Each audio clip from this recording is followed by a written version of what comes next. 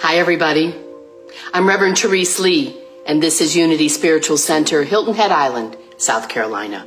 Thanks for joining us. Whatever day it is, whatever time it is, we're grateful that you're here, that you've brought your consciousness and your willingness.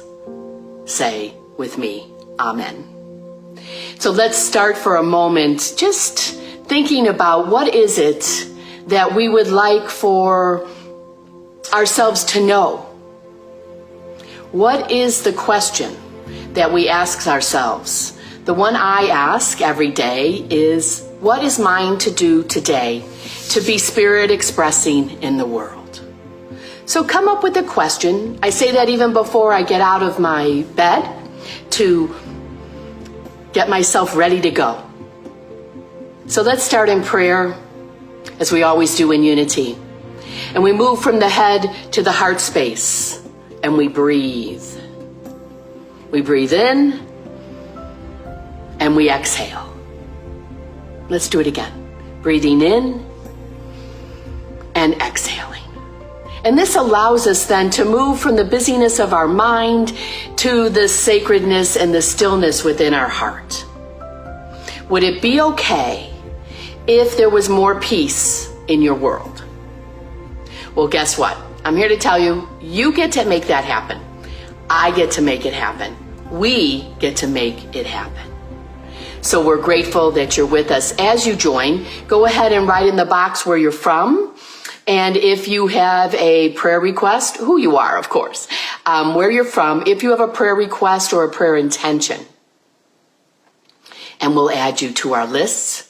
If you would like to get our e-news, of course, let us know that as well. One goes out once a week. So there's a scripture in Job that says, it's in chapter 33, verse 4, the Spirit of God made us, and the breath of God gives us life. So think about that. We breathe, you and I, without even thinking about breathing. We just breathe. We just breathe.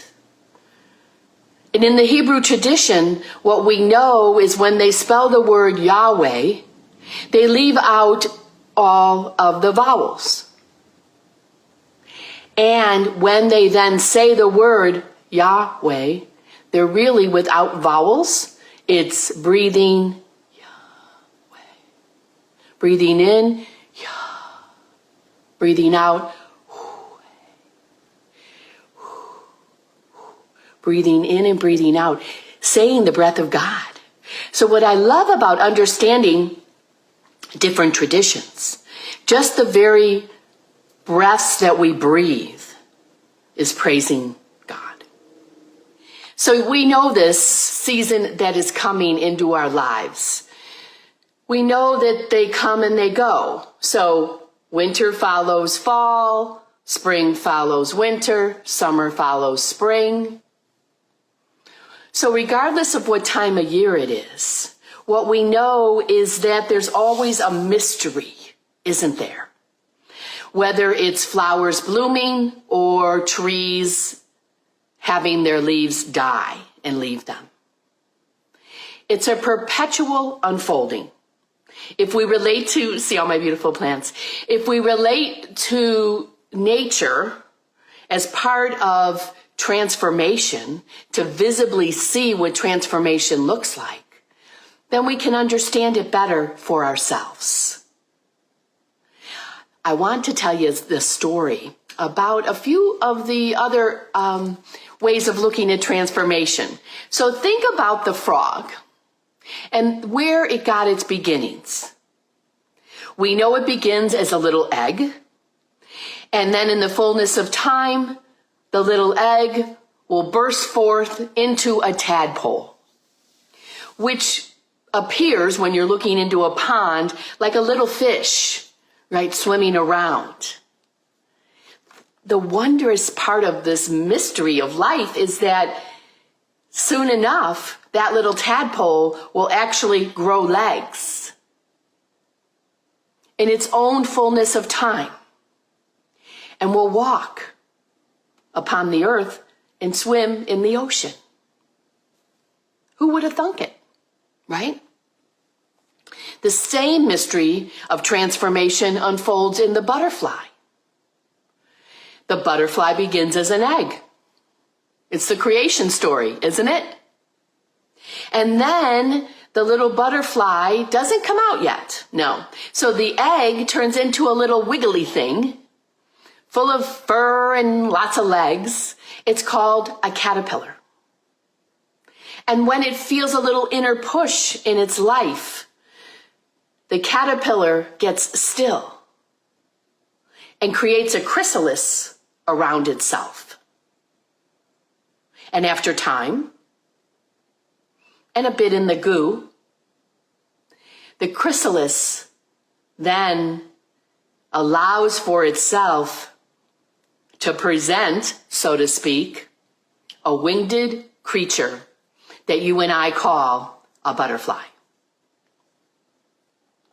Are you breathing with me? Beautiful examples of transformation. So what about your transformation? What about my transformation? Well, I'm here to say it's just as amazing and just as beautiful. Are you willing? Are you willing? Sometimes I've heard people say, maybe you've said it, I'm just a human being. Okay, first of all, we're not just anything. And what we know is the more time in a spiritual community like ours, more time in spiritual introspection and reflection and study, we learn, guess what? I'm not just a child of God. I'm not just a human being. Excuse me. Oh, I get so excited on Sunday morning. I'm not just a human being. I am a child of God. Say it with me. I am a child of God. When we use the word child, what comes to my mind is innocence, beginner's mind, as Buddha would say. And I hope every day you have that childlike, excitement to see what's happening in the world. What is mine to do as an expression of God in the world? So once we can move from the limited thinking of, I'm just a human being, to, I'm a child of God, then we see transformation happening. We can feel it in our bodies, certainly in our minds, our attitudes, the way we present ourselves, right? So I know in my inner self, the Therese within me, that the destiny of the little tadpole is to become a frog, that the destiny of the caterpillar is to become a butterfly. And I know for myself and for you that the destiny of me as a child of God is to become an expression of God, a spiritual being having a human experience. And it was the Jesuit priest, Teilhard de Chardin, who coined this phrase, so to speak. Spiritual 100%, human 100%, coexisting, right? So this is what you and I get to understand about ourselves. We get to embrace ourselves.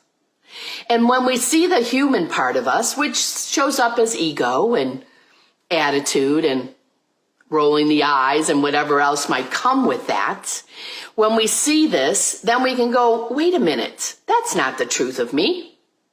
I am Christ-like.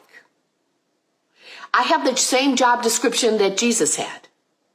Say it with me. I am Christ-like. Which means we get to be about God's business.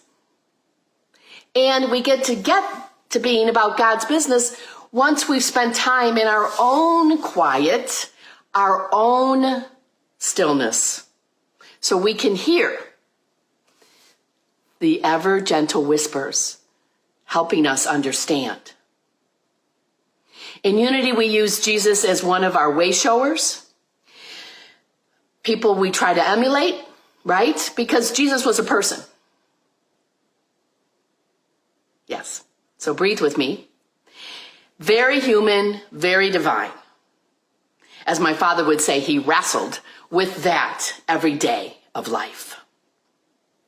And then he came to the point in his life where he was aware that he was a child of God and aimed every day, every moment in true consciousness to be incorporating within us this human and the divine.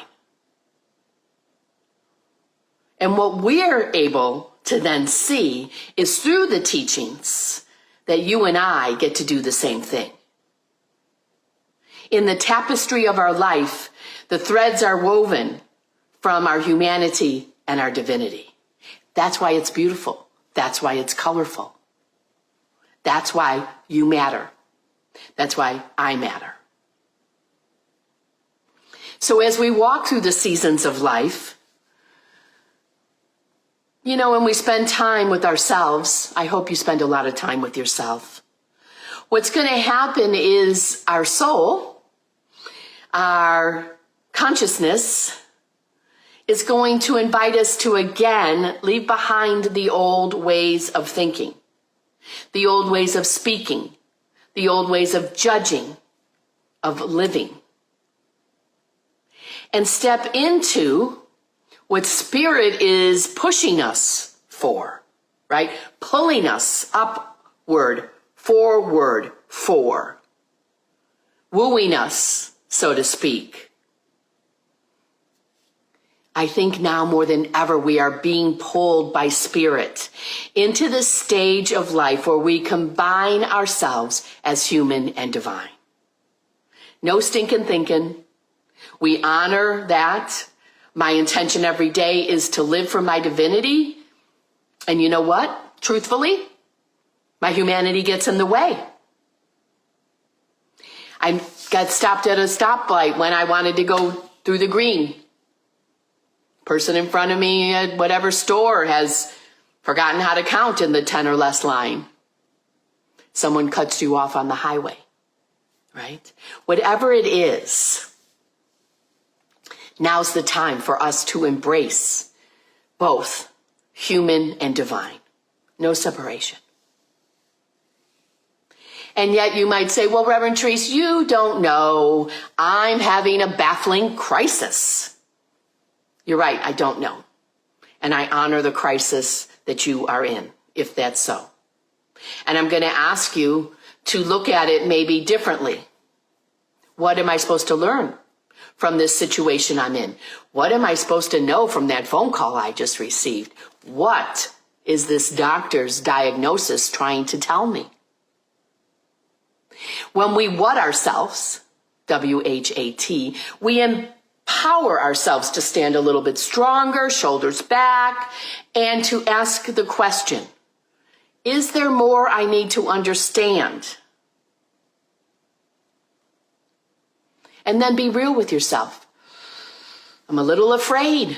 Okay. I'm a little nervous. Okay. Be all of those things. Honor your emotions. They allow you to be more authentic, more real. And then ask the questions, the deep questions of God. Then we listen for the answers. They're going to nudge us into yet transforming what could have been a crisis or chaos, quote unquote, into something that serves us. Now, is it always easy? Nope, it's not. So get centered again and breathe in and breathe out and continue asking the questions. One of my favorite authors is Sue Monk Kidd, and my favorite book of all times now, since the 80s, When the Heart Waits. And the author talks about the times that she faced questions in her life. It's when I began saying, I'm going to live as the question. And Albert Einstein helped me clarify, wait, it's a holy question. So I'm going to share with you some of what she wrote in this fabulous book. It's impossible to be impossible, right? Because the very word says, I'm possible. So her question is it possible that I am being summoned from some deep place within me, some holy place within me? Am I being asked to enter a new passage in my spiritual life? Yet again, the journey from false self to true self. Am I being asked to dismantle old masks, old patterns, and unfold a deeper, more authentic self? The one God created me to be? Question mark. Am I being compelled, Monk asks, to disturb my inner universe in quest of the undiscovered being who clamors from within me? I love these questions. I love them. What are you clamoring for? It's like it gives us permission to step out of any boxes, any labels that we might have in our minds about ourselves.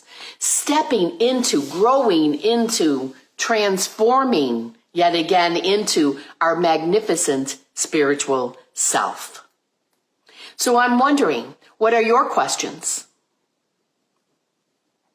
So I encourage you to think about your questions. And even if you're not in a mighty crisis, it's all right. Questions are good every day. Where's your life going? What's been happening? Ask questions that come to you that you would like clarity for. And even when the answers don't come instantly, it's all right. Questioning is an important part of our spiritual growth, yours and mine. Are you breathing? Are you willing? I hope so. I hope so. I hope so. So we ask questions and then we search, right? We find that our bottom line, which is such a business word for me when I used to be in sales and marketing and publishing. So the bottom line is us, you and me, committing to becoming a new, evolved, better version of ourselves. We can all be better versions of ourselves. It doesn't mean that what we are now is wrong. Everybody can use a little influx of more truth. Yes? In our opinions of ourselves, in the way we express God out into the world. So when the caterpillar forms the chrysalis that becomes a cocoon, it becomes over time inside gooey, which I mentioned before. It's been said by science that it's a yellow gold liquid. Wow. Think about it.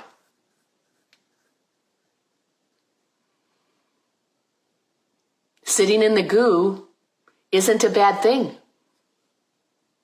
Because what happens in the goo of the cocoon that the caterpillar is now in, the cells configurate in a new and a magnificent way to then allow the butterfly to emerge. It's a beautiful process if you've never seen one. There's plenty on YouTube, and I have seen them in person. And I'm always continuously amazed. So when you and I are in a crisis of any kind, and in a crisis of spirit, right? When we question, like, what? Why did that happen? That may slip out of your mouth. Switch it to, now that that's happened, what am I supposed to do? Right? So we're moving every time we question. A stage of from one evolution stage to another one. From one stage of growth to another one. Always and always allowing ourselves some waiting time when we become aware that we are evolving. That a shift, a holy shift, careful how you hear that, is happening. And yet we know, don't we, that we humans don't like to wait. We don't like it. We want it to happen now or sooner. Because I remember when I used to remember that if I was doing nothing, I was wasting time.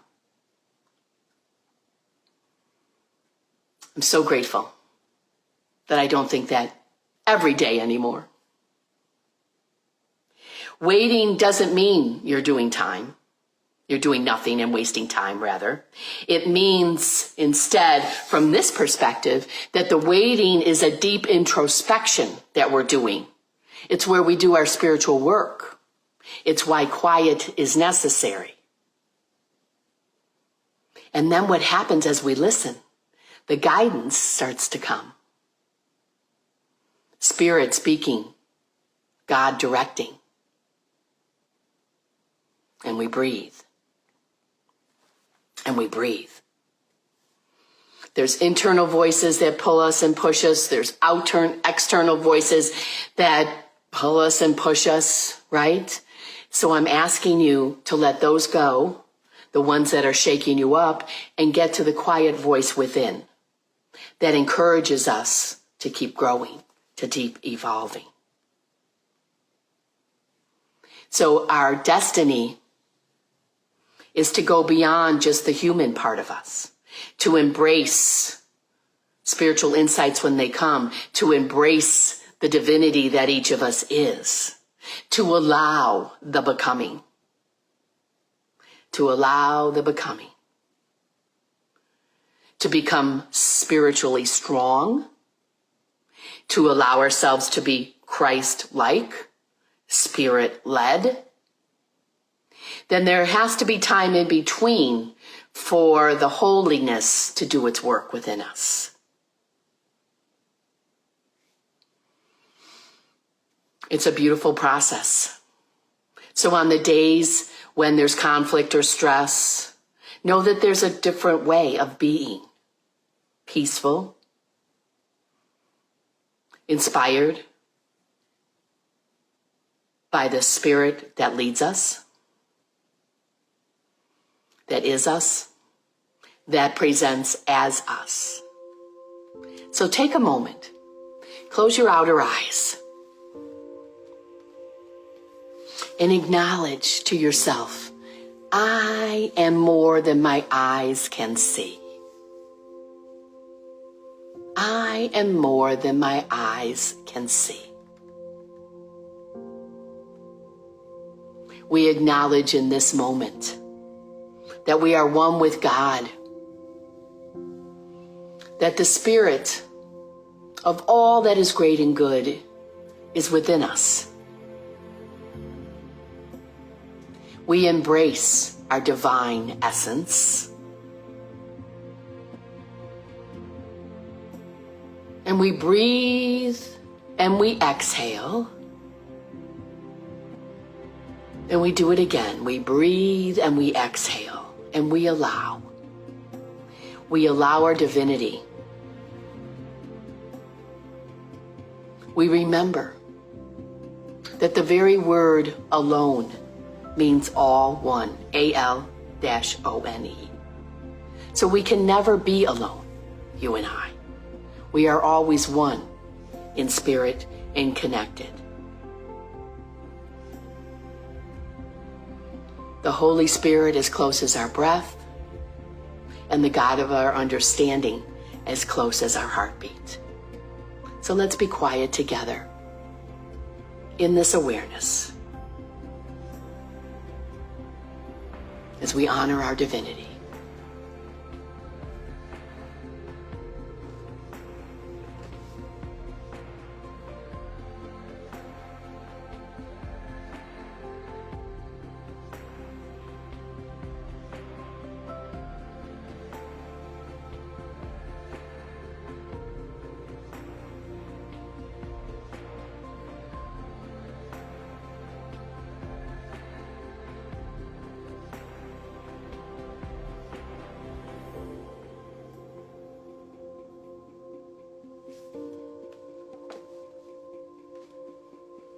And as we bring our attention back to this time and this space and these sacred and holy grounds we call Unity Spiritual Center, Hilton Head Island, we say thank you. Thank you for being with us. And as you're so moved and practice your generosity, we are grateful. Our P.O. Box is 1392, Bluffton, South Carolina, 29910. Or on our website at www.unityofhiltonhead.org. There's a practice generosity button. All of the talks are archived as well. And any new events will be happening will be on the website. So our closing prayer for today is, we usually say the prayer for protection, and I'm going to say this. Peace be still and know that I am God. And we breathe. Peace be still and know. Breathe. Peace be still. Breathe. Peace. And so it is. Thanks for being with us. Reverend Therese signing off, Unity Spiritual Center, Hilton Head Island, South Carolina. Thank you. See you next week.